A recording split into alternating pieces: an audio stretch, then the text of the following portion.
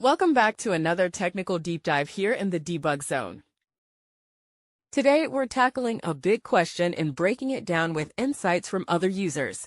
Hopefully, this clears up some misconceptions and helps you get the answer you need. So buckle up, stay a little curious, and let's jump right in.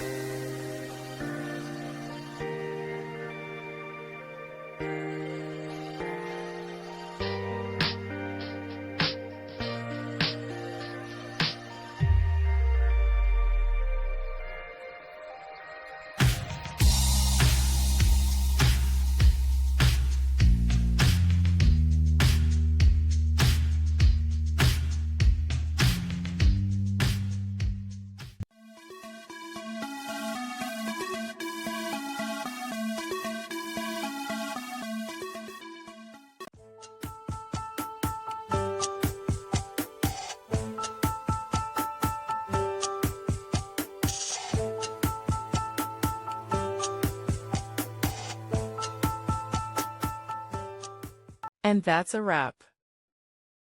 I hope you found the answer you were looking for. If you did, take a second to hit that subscribe button. It really helps out. And let me know in the comments which solution worked best for you. See you next time in the Debug Zone.